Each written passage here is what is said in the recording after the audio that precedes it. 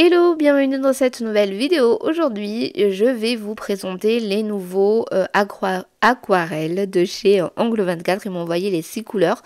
Donc, vous avez du bleu, du rose, du violet, du jaune, du vert et du rouge. Alors, c'est une première pour moi, donc ça va être vraiment un crash test. Je vais pas vous mentir. J'ai refait au moins plusieurs fois avant d'avoir un petit peu la bonne technique entre guillemets, mais encore là c'est pas trop ça, mais le résultat final c'est ça ce que je voulais, donc c'est pas dire que j'ai réussi. Donc sur ce doigt là j'ai pris le rose et j'ai mis tout simplement l'aquarelle au milieu comme ça, donc j'ai essayé de le mettre au milieu.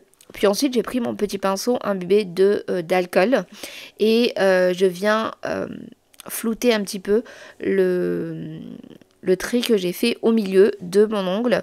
Donc, vous pouvez faire avec du cleaner, je crois. Donc, moi, j'ai pris de l'alcool vu que je n'ai pas de cleaner. J'ai essayé de flouter un peu ça pour que ça fasse un petit peu joli. Puis ensuite, j'ai pris le violet. Dès le départ, je ne savais pas ce que j'allais faire. Vraiment, dans ma tête, c'était aller en test et puis on verra bien ce que ça va donner. Donc, la première fois, enfin, ce doigt-là est un petit peu moche, on va dire, mais finalement, vous allez voir, la fin est un petit peu plus jolie. Donc là, j'essaye de mélanger les deux sans avoir trop de démarcation. J'ai pas envie que le violet domine plus que le rose. Donc j'essaie vraiment de bien flouter et bien mélanger les deux couleurs pour avoir un résultat quand même joli.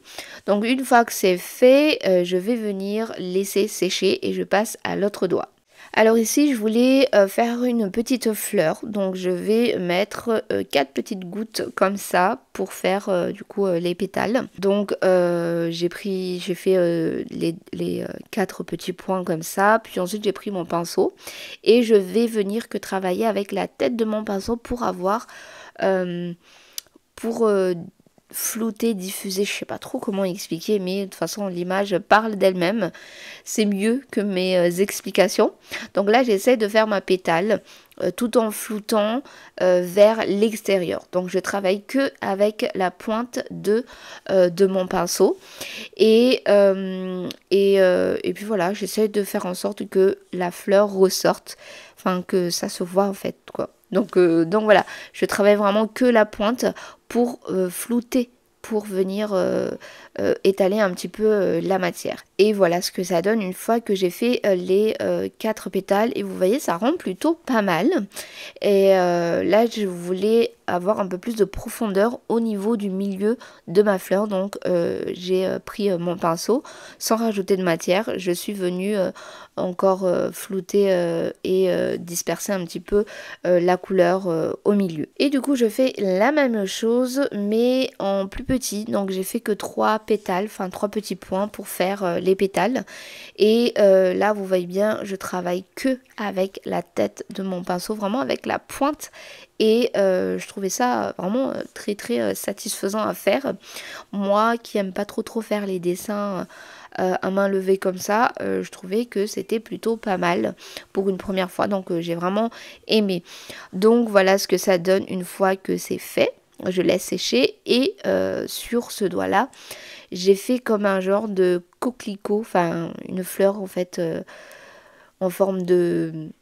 Ah, je sais pas comment expliquer. Mais bref, voilà, j'ai fait encore une fois une petite fleur. J'ai essayé de faire en sorte que ça se voit, qu'on voit que c'est une fleur. Donc là, je travaille toujours avec que la couleur violette.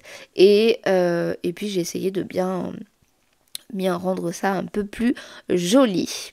Une fois que j'ai laissé sécher, j'ai appliqué un top coat mat. Et là, je ne sais pas si vous allez voir, mais en fait, l'aquarelle est un petit peu partie. Ça a bavé quand j'ai appliqué le top coat. Donc ça, c'est un petit peu dommage. Je ne sais pas si c'est moi qui a mal fait. Mais si jamais vous avez des conseils, n'hésitez pas à me le dire en commentaire. Parce que j'aime bien en fait l'effet que ça donne. Mais une fois que j'ai appliqué le top coat, ben, c'est un petit peu bavé.